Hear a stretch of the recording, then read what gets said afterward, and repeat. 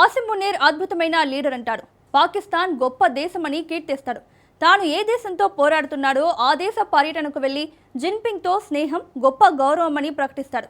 అమెరికాకు నమ్మకమైన మిత్ర దేశంగా ఉన్న భారత్ను మాత్రం ఇరుకున పెట్టాలని చూస్తాడు. అందుకే భారత్ అమెరికా మధ్య గతంలో ఎన్నడూ లేనంత గ్యాప్ వచ్చింది.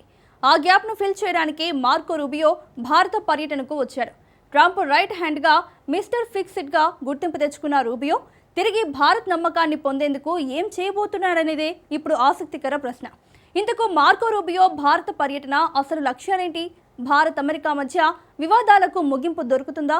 టారిఫ్, ట్రేడ్, ట్రంప్ మార్క్ కవ్వింపుల వేళ మార్కో రూబియోకు భారత్ ఇచ్చే క్లియర్ కట్ మెసేజ్ ఏంటి? అన్నింటికీ మించి భారత పర్యటనను రూబియో కోల్కతాతోనే ఎందుకు స్టార్ట్ చేశాడు? Let's watch. పాక్ చైనాతో ట్రంప్ దోస్తీ, భారత్కు మార్కో రూబియో. ట్రంప్ మార్కు ట్రబుల్స్కు రూబియో రిపీల్ చేస్తారా? ట్రంప్ సర్కార్కు భారత్ క్లియర్ కట్ మెసేజ్ ఇస్తుందా? Modi my best friend, Bharat great country. Trump నోట లెక్కలేనన్ని సార్లు వినిపించిన మాటలే ఇవి. కానీ రెండోసారి అమెరికా అధ్యక్షుడైన తర్వాత ట్రంప్ తీరు మారింది. అతని విదేశాంగ విధానాలు మారాయి. ఎవరినైతే అమెరికాకు బద్ధ శత్రువులుగా భావిస్తారో వారినే గ్రేట్ లీడర్లు, గొప్ప దేశాలని కీర్తిస్తున్నాడు. తన మాట నెగ్గించుకునేందుకు అమెరికాకు దశాబ్దాలుగా నమ్మకమైన మిత్రులుగా ఉంటున్న దేశాలను, నేతలను దూరం చేసుకుంటున్నాడు. ఒంటరిగా యుద్ధ నిర్ణయాలు తీసుకుంటూ తన బాటలోకి రాని దేశాలను అస్సలు మీరు మాకు మిత్రులే కాదంటూ తెగదెంపులు చేసేసుకుంటున్నాడు. ఇరాన్ యుద్ధం విషయంలో బ్రిటన్, యూరోపియన్ దేశాలతో అది చేశాడు.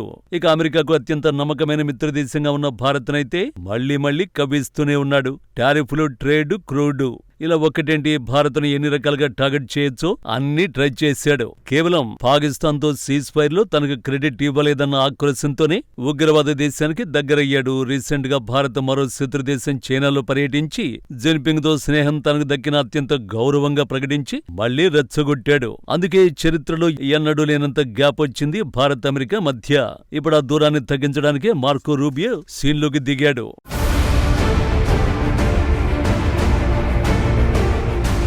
అమెరికా పాలిటిక్స్ లో ఇప్పుడు సరికొత్త ముఖ చిత్రం కనిపిస్తోంది. ట్రంప్ నేతృత్వంలోని రెండవ అమెరికా పరిపాలన స్పష్టంగా రెండంచెలుగా విడిపోయింది. పై స్థాయిలో ఉన్న శ్వేతసౌధ పెద్దలు నిరంతరం ప్రపంచవ్యాప్తంగా వివాదాలు, సంచలనాలు, సమస్యలను సృష్టిస్తుంటే కింది స్థాయిలో ఉన్న దౌత్య విభాగం ఆ నష్టాన్ని పూడ్చడానికి, దెబ్బతిన్న బంధాలను రిపేర్ చేయడానికి నిరంతరం చెమటోడ్చాల్సి వస్తోంది.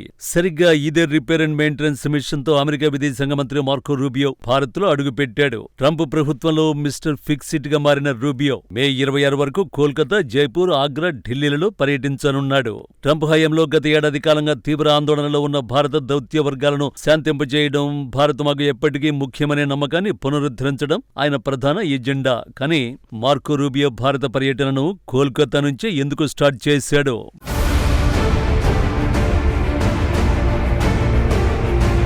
అమెరికా దౌత్య చరిత్రలో కోల్కతాకు అత్యంత ప్రత్యేకమైన స్థానం ఉంది. ప్రపంచంలోనే అమెరికా ఏర్పాటు చేసిన మొట్టమొదటి అత్యంత పురాతనమైన రాయబార కార్యాలయాల్లో కోల్కతా కాన్సులేట్ ఒకటి. అమెరికా మొదటి అధ్యక్షుడు జార్జ్ వాషింగ్టన్ 1792 నవంబర్ 19న బెంజమిన్ జాయ్ ని కోల్కతాకు మొదటి యుఎస్ కౌన్సిల్ గా నియమించారు. ఆయన 1794లో భారతదేశానికి చేరుకున్నప్పటికీ అప్పుడు బ్రిటిష్ ఈస్ట్ ఇండియా కంపెనీ ఆయనకు అధికారిక గుర్తింపును ఇవ్వలేదు. అయినప్పటికీ ఈ నియామకమే భారత్తో అమెరికాకు ఉన్న అధికారిక సంబంధాలకు తొలి పునాదిగా నిలిచింది. కోల్కతాలోని హో చి మిన్ సరణి వీధిలో ఉన్న ఈ కాన్సులేట్ పశ్చిమ బెంగాల్తో పాటు ఈశాన్య రాష్ట్రాల వ్యవహారాలను పర్యవేక్షిస్తుంది. దాదాపు 14 ఏళ్ల తర్వాత ఒక అమెరికా విదేశాంగ మంత్రి కోల్కతాలో అడుగుపెట్టడం విశేషం. గతంలో 2012లో అప్పటి అమెరికా విదేశాంగ మంత్రి హిల్లరీ క్లింటన్ కోల్కతాను సందర్శించారు. ఈ నేపథ్యంలోనే అమెరికా రాయబారి సెర్గియో గోర్ స్పందిస్తూ ప్రపంచంలోనే రెండో అత్యంత పురాతన దౌత్య కేంద్రమైన కోల్కతా కాన్సులేట్ అమెరికా భారత సంబంధాలను బలోపేతం చేయడంలో కీలక పాత్ర పోషిస్తోందని ప్రశంసించాడు. ఇదొక్కటి కాదు, అమెరికా ఇండో పసిఫిక్ వ్యూహంలో బంగాళాఖాతం, తూర్పు భారత్ చాలా కీలకం. చైనాను కట్టడి చేసే క్వాడ్ కూటమిలో భారత్ కీలక భాగస్వామి.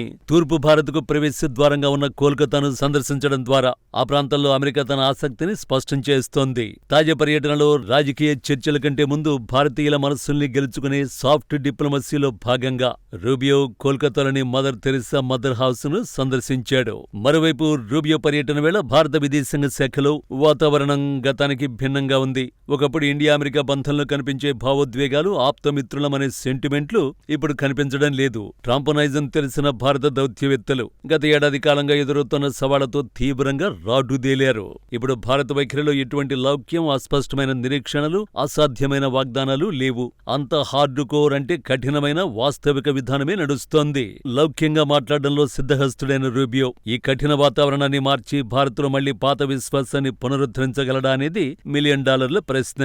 గతంలో యూరప్ పర్యటనలో వలసవాదాన్ని, సామ్రాజ్యాలను కొనియాడి ప్రపంచవ్యాప్తంగా తీవ్ర విమర్శలు మూటగట్టుకున్న మార్కో రూబియో భారత విషయంలో మాత్రం చాలా జాగ్రత్తగా, నూతన వ్యూహంతో అడుగులు వేయక తప్పని పరిస్థితి నెలకొంది.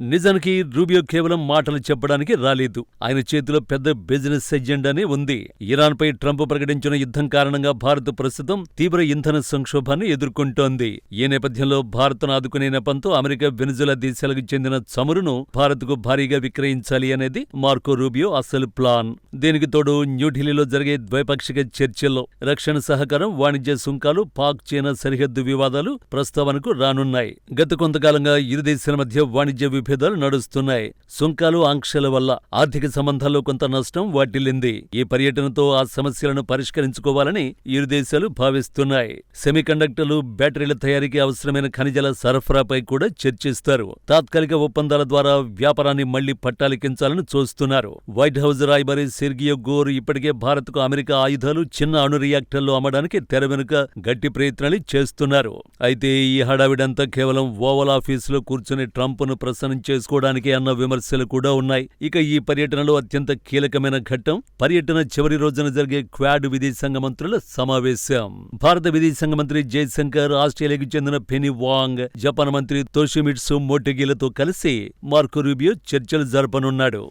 క్వాడ్ కూటమికి తామిచ్చే ప్రాధాన్యతను నిరూపించుకోవడానికి రూబియో తీవ్రంగా ప్రయత్నించొచ్చు. కానీ అసలు సమస్య అంతా అధినేతల స్థాయిలో క్వాడ్ సమావేశం కాకపోవడమే. చైనా చుట్టూ ప్రజాస్వామ్య దేశాలకు రక్షణ కంచె వేయడమే లక్ష్యంగా గతంలో క్వాడ్ కూటమి పునరుద్ధరణ జరిగింది. అయితే ఇటీవలి చైనా శిఖరాగ్ర సమావేశంలో ట్రంప్, జిన్పింగ్లు వ్యూహాత్మక స్థిరత్వ బంధాన్ని ప్రకటించడం అందరినీ ముక్కున వేలేసుకునేలా చేసింది. బీజింగ్ వైఖరికి ట్రంప్ తలగ్గాడా? ప్రపంచాన్ని అమెరికా, చైనాలు కలిసి శాసించే G2 వ్యవస్థ రాబోతుందా అనే అనుమానాలు భారత్ను కలవరపరుస్తున్నాయి. దీనికి రూబియో ఎలాంటి సమాధానం ఇస్తారన్నది ఉత్కంఠ రేకెత్తిస్తోంది.